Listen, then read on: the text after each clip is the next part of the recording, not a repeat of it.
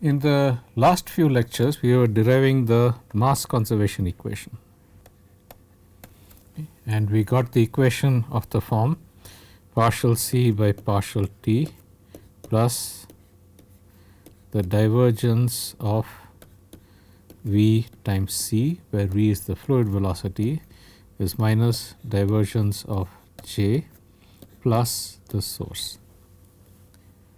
The flux J was given by Fick's law of diffusion minus d times the gradient of C. And if the diffusion coefficient is a constant, then the mass conservation equation is partial C by partial T plus del dot V C is equal to d del square C plus the source. Okay, so that is the mass conservation equation written in vector form. Okay, and these operators we had defined: gradient of C is equal to Ex partial C by partial x plus Ey partial C by partial y plus Ez partial C by partial z in a Cartesian coordinate system. If I had some other orthogonal coordinate system like a spherical coordinate system, I will have to write this as Ea by Ha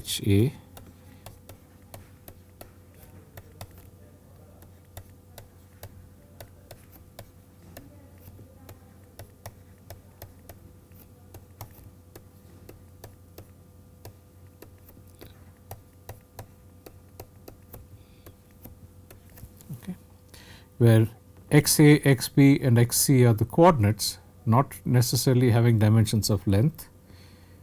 Ea, Eb and Ec are the orthogonal unit vectors, and Ha, Hb and Hc are the scale factors. So, in a similar manner, you can define the divergence of J.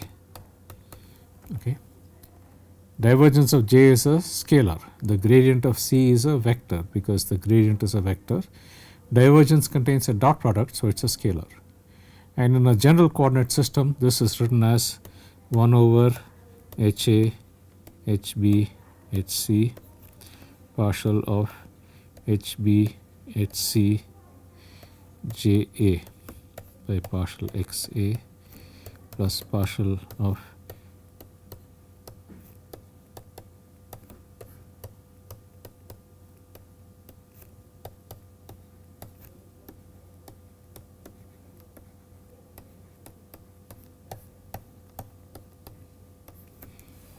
okay. So, that is the definition of the divergence. Okay. And Cartesian, of course, Ha, Hb and Hc are all 1. Okay.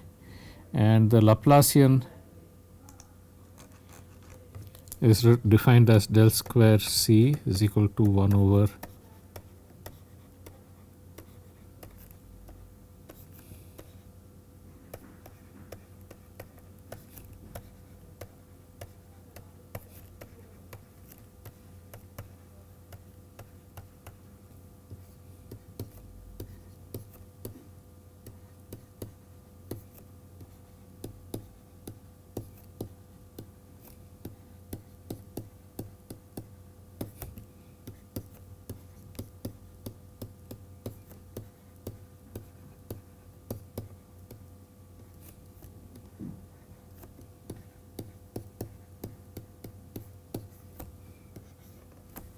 so that was the Laplacian. Okay. And we were looking at the definitions of gradient, divergence and curl. Recall I talked about the gradient in the last class. So, the mass conservation equation Cartesian coordinate is in section 7.1 in the textbook, spherical is in 7.2. The gradient is in the appendix 7.a and the divergence is in the appendix 7.b. Okay. So, physical interpretation of gradient. Okay. Delta x vector dot grad C is equal to C at x plus delta x minus C at x. Okay. Basically, if I have two locations x and a differential displacement delta x. Magnitude of delta x is small compared to x. Okay. Then the difference in the concentration at the change in concentration when you move from x to x plus delta x is equal to delta x dotted with the gradient. So, the gradient is uniquely defined vector at each point in space. For a given concentration field or a given temperature field, the gradient is uniquely defined at each point in space. Grad of x dotted with delta x dotted with grad c is the change in the concentration when you go a small distance delta x, okay, in any direction. Okay. So, that is the definition of this gradient. Okay. If I go equal amounts in all directions around this point, equal magnitude delta x but different directions, grad x dot grad c dot delta x is going to be a maximum when grad c is in the same direction as delta x, okay, because grad c dot delta x is grad c magnitude delta x magnitude times cos theta. When cos theta is equal to 0, it is going to be a maximum. Therefore, the gradient is in the direction of maximum variation of the concentration. Okay. So, at a given point, whichever direction there is a maximum variation in concentration, the gradient points in that direction, and it is perpendicular to surfaces of constant concentration. Okay. So, the gradient vector is perpendicular to surfaces of constant concentration. Okay. So, that is the physical interpretation, and I had also derived for you an integral relation in the last lecture. Okay. That integral relation is also derived in section 7.a. If I go between 2 points A and B, okay, along any path, okay, and I take the integral of the differential vector displacement along that path, okay, the differential vector displacement along that path, okay, dotted with grad c. This is equal to the difference in concentration between B and A. Okay. And I derived that expression for you, the integral relation, also in the last class. Okay.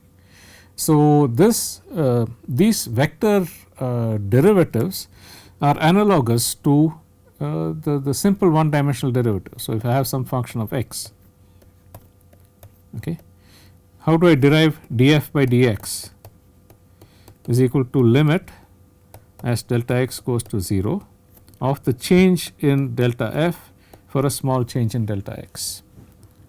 Okay.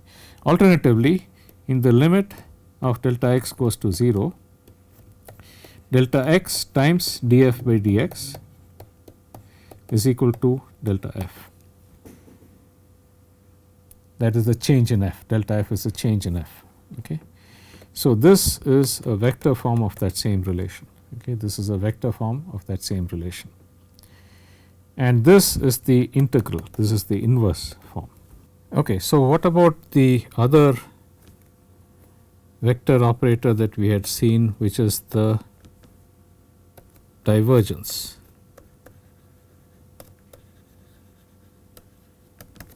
Okay. The formal definition of the divergence of a vector, okay. For this, we have to define a coordinate system and define a differential volume delta V with a surface S and an outward unit normal to the surface N. Okay. Delta V is an infinitesimal differential volume and S is the surface, and this is defined as the limit as delta V goes to 0 of integral over the surface ds of the outward unit normal dotted with the vector A. Okay, the outward unit normal dotted with the vector A. Okay, where A is some vector which is defined a vector field. Okay, A is a vector field. Okay. So, what is the definition of the divergence in this case? Okay, if you recall, when we did the mass conservation equation, right, we had taken that C at t plus delta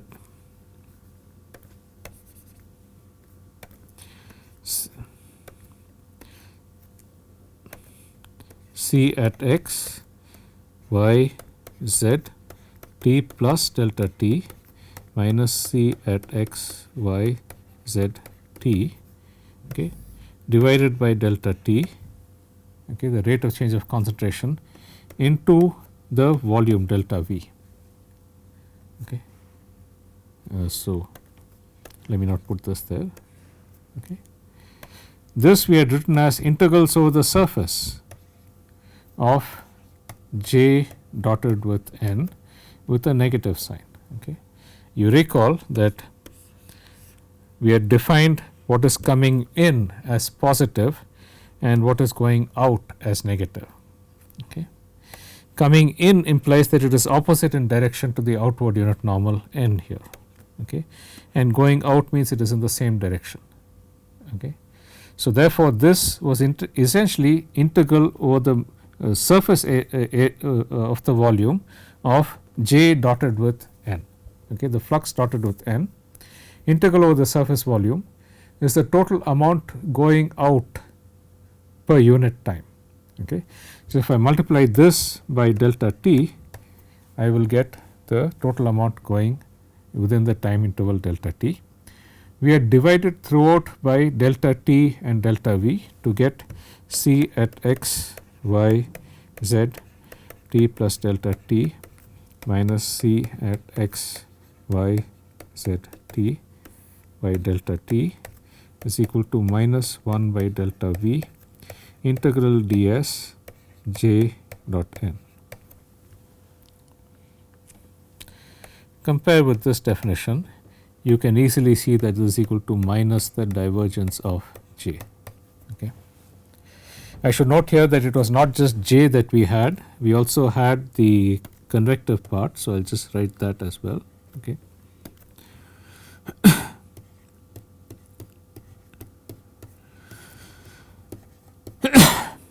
Since the amount accumulates when it is along the inward unit normal and it leaves when it is along the outward unit normal, if the velocity and the flux are along the outward unit normal, it should result in the net decrease in the concentration, therefore, the negative sign. Okay. So, just to correct this as well. So, this is equal to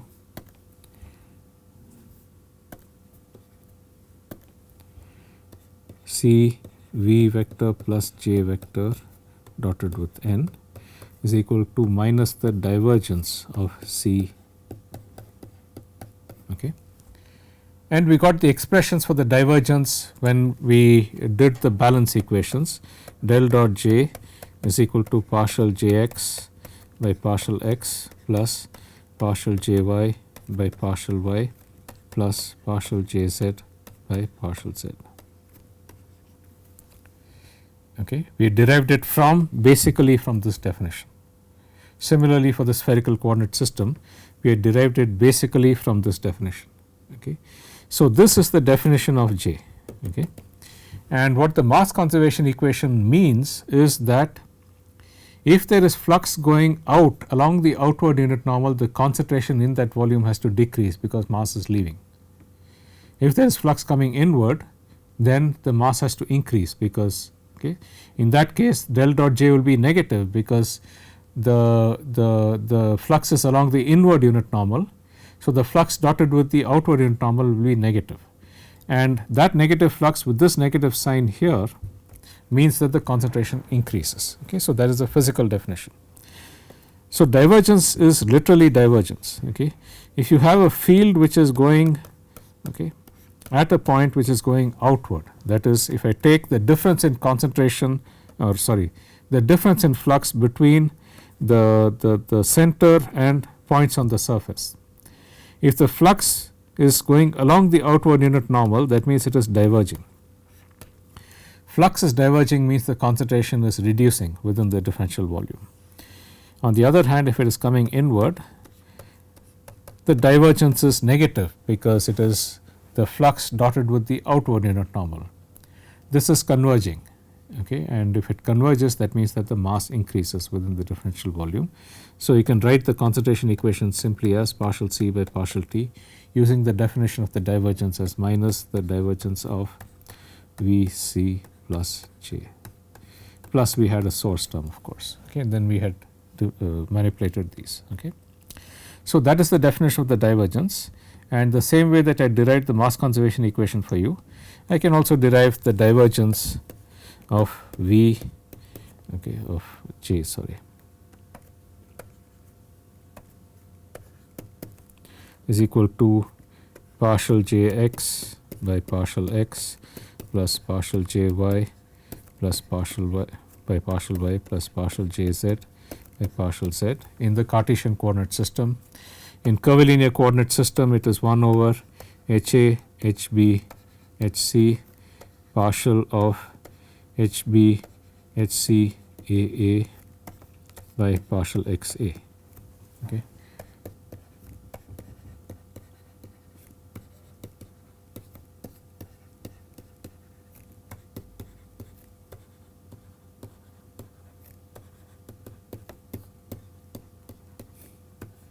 Okay. This is 1 over delta V, okay, the same 1 over delta V that we had over here. Okay. Integral n dot A, okay, times ds. This HBHC is the perpendicular surface area times AA, which is the component. Okay. So 1 over volume surface area times the component, okay, perpendicular surface area times the component. Okay. So that is the definition of divergence. Okay. And associated with divergence is a divergence theorem, the integral relation.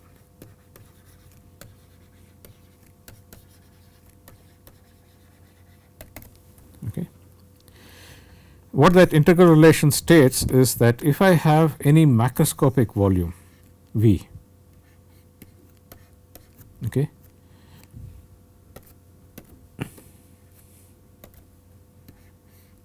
okay, with a surface S, okay, then I have a relation between the divergence and the surface has an outward unit normal n. Okay.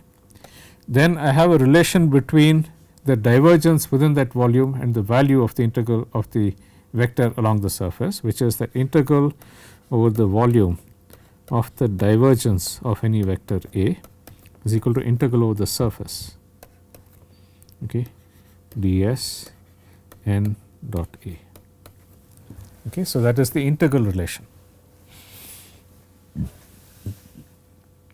What this says is that to know the value of the divergence of a vector over a volume, you do not need to know the value of the vector in the entire volume. It is sufficient if you know the value of the vector on the surface. Okay. And this has consequences in that the integral of the divergence of a vector over a volume is just equal to, can just be evaluated from the value of the vector at the surface of that volume. Okay. So how do we prove this? Okay, this divergence theorem. Okay. So what we do is that we take this volume, okay, and divide it into a large number of infinitesimal volumes.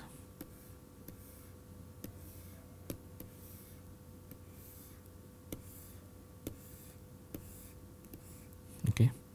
So I will call this as delta V1, delta V2, etc., and I take two typical volumes, delta Vi,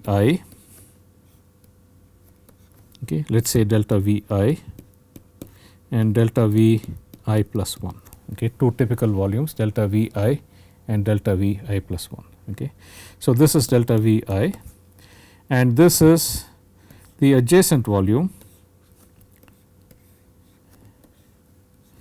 delta Vi plus 1. Okay. Note that these two volumes have a common surface here. Okay. These two volumes have a common surface, which is this one and this one. Okay. So these two volumes have a common surface. and I can write down the definition of the divergence for each of these volumes. Okay. So, the definition of the divergence for delta V I, okay, times the divergence of A, okay, at that location x I is equal to summation over all the surfaces S I of this volume delta V I of, okay, I should write it as delta S I because these are infinitesimal surfaces, okay, okay, of delta S I times n dot A, okay, where n is the outward unit normal to the volume I. Okay. Summation over all the surfaces delta S I of the outward unit normal n I dot A. Okay. If I take it for the adjacent volume delta V I plus 1 times del dot A at x I plus 1, okay, is equal to integral summation over delta S I plus 1 of delta S I plus 1 n I plus 1 dotted with A, okay, the same vector. Okay. So, basically what you are doing is for the surface I, you are taking the outward unit normal n I times the value of the vector at this position I.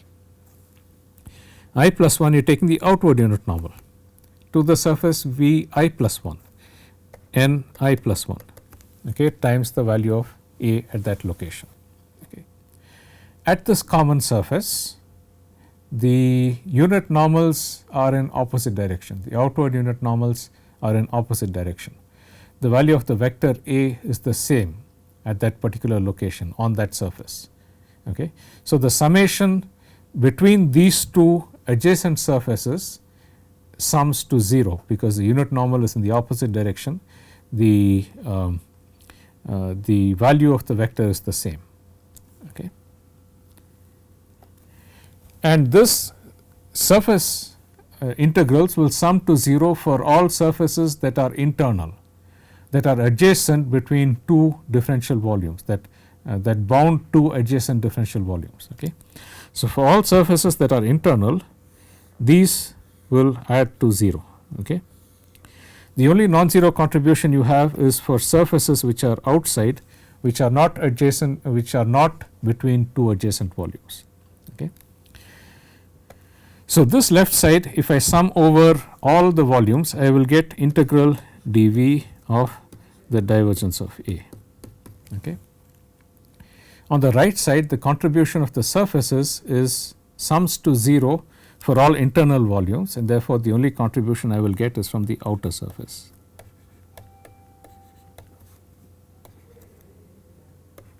Okay. So, this proves the divergence theorem, that the integral over a volume of the divergence of a vector A is equal to the integral over the surface of that volume of n dot A. Okay.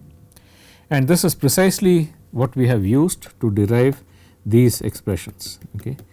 1 over the volume, of course, I have cancelled out delta x A, delta x B, delta x C here, of the surface area times the component of the vector. Okay. Okay. And so, that is the divergence theorem. Okay. So, this is discussed in appendix 7b, okay, in the textbook. Okay. For completeness, I will also discuss what is called the curl of a vector.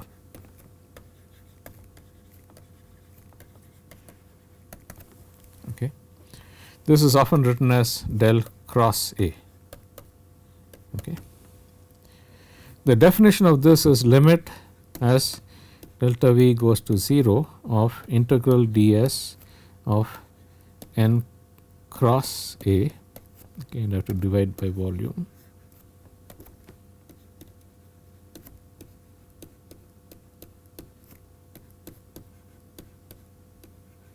of n cross A. Okay. Okay. So, this is the definition of the curl. Okay. So, once again we take our differential volume.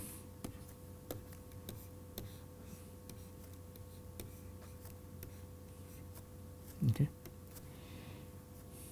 this is delta y, this is the y axis, x, delta x, delta z, okay, this is the z axis. Now, we consider for example the two surfaces in the y direction, in which case the outward unit normal is in the EY direction here, okay. And on this surface this is in the minus EY direction, okay.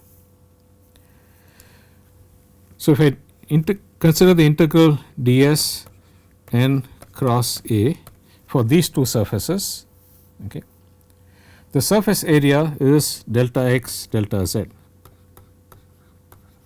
Okay, that is the surface area of this surface and the surface area of this surface, okay, that is delta x delta z, okay.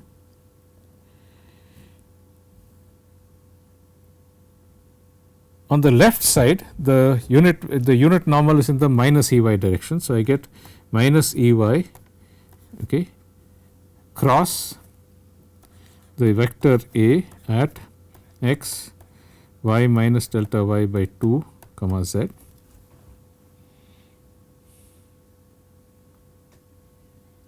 okay. And on the right side I will get plus EY cross with A at x y plus delta y by 2 comma z.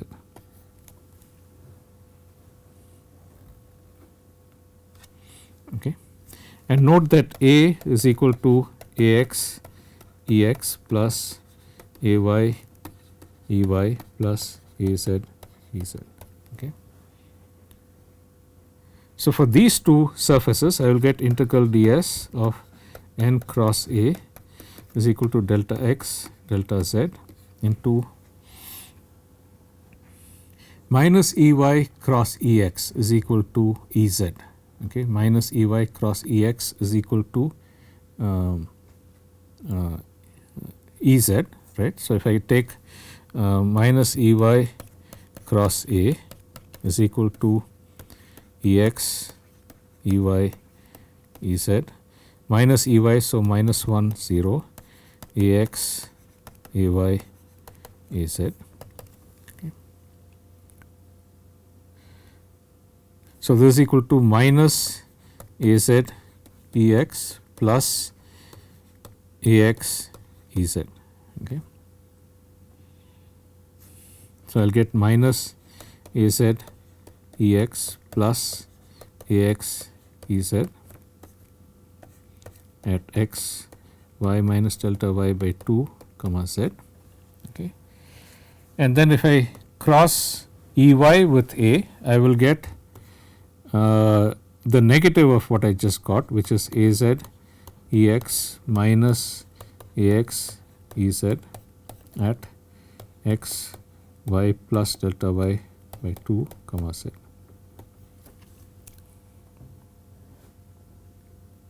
Okay.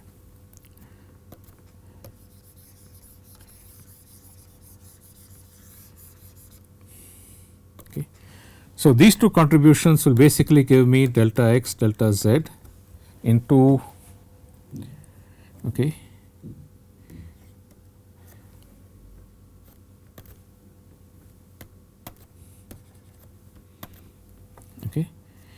into Ax Ez Az Ex at y plus delta y by 2 minus Az Ex at y minus delta y by 2 will be basically Ex, okay, into delta y partial A z by partial y, okay, minus Ex into delta y into partial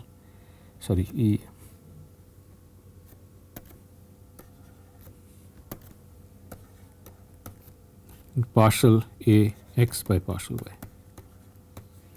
okay, that is all the left and right surfaces, okay.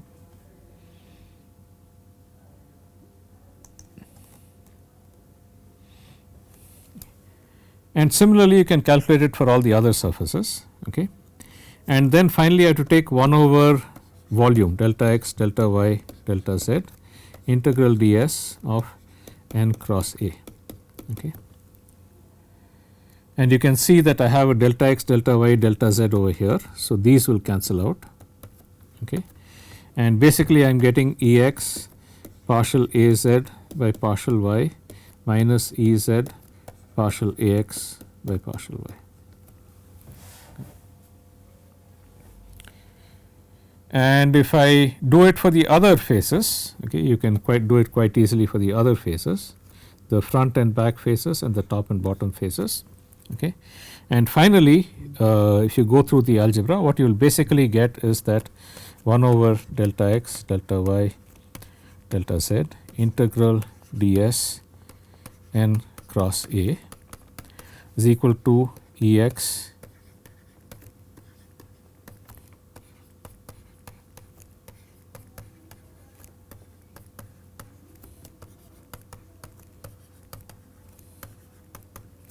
the determinant of this matrix. Okay. So, that is the definition of the curl. Okay. And for a curvilinear coordinate system, okay, so this is equal to del cross A for a Cartesian coordinate system. For a curvilinear coordinate system, del cross A can be written as 1 by HA, HB, HC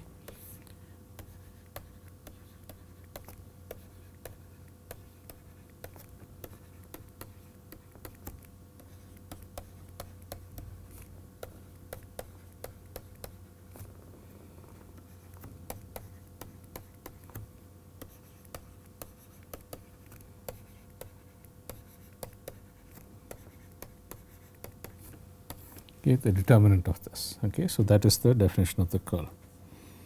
Okay. And there is an integral relation related to the curl as well. Recall that for the gradient we had related the integral over a line, okay, integral of dx dot grad c, which is Cb minus Ca, integral over a line to the difference in concentration between the endpoints. Okay.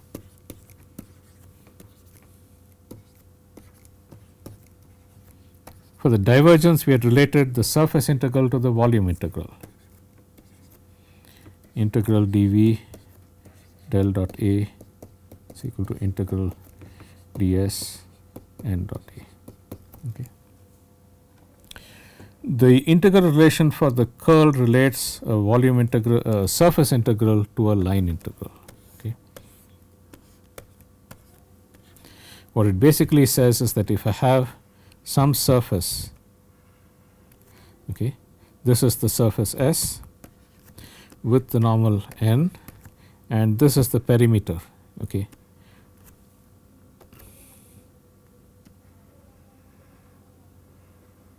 This is the perimeter P along that surface. Okay. The integral relation for the curl basically is that integral over the surface ds, okay, of n dot del cross A is equal to integral over the line, okay, the closed contour, the closed perimeter of this P of dx dot A. Okay. So, that is the integral relation for the curl. Okay. I will not go through the derivation of this. This is already available in appendix 7.c of the textbook. Basically, just as we had derived it for the divergence theorem, in this case we have to take the surface. So, if I look from above at the surface, okay, if I look from above at the surface, right, I will see something like this. Okay. I have to divide the surface into infinitesimal surface areas. Okay. And for each of those surface areas, say at this particular location I have a surface like this, you have to create a volume around this surface, okay, and use the definition of the curl in order to relate the volume integral to the surface integral. Okay. You have to use this definition in order to relate the volume integral to the surface integral. And from that you can derive that the integral over the surface of n dot del cross A is equal to integral over the perimeter of the closed contour of dx dot A. Okay. So, that is the integral theorem for the curl. It relates a surface integral to a line integral, okay. And you can refer to the textbook for the derivation. Okay. I will not go through that here. So, this completes our interpretation of the conservation equation in terms of vector fields, vector derivatives, the gradient, divergence and curl. I have given you that and the Laplacian. I have given you the definitions, derived them explicitly for you in the Cartesian coordinate system and the spherical coordinate system, and given you some physical understanding of what these things mean. Okay. So, this is as far as the mass conservation equation is concerned. In the next lecture, we will proceed to the momentum conservation equation for a fluid, but before that we have to do the mass conservation equation for the fluid itself. In that case, there is no question of diffusion, because you are writing the conservation equation for the entire mass of the fluid. We will derive that in the next class and then go on to the momentum conservation equation. We will continue this in the next lecture. I will see you then.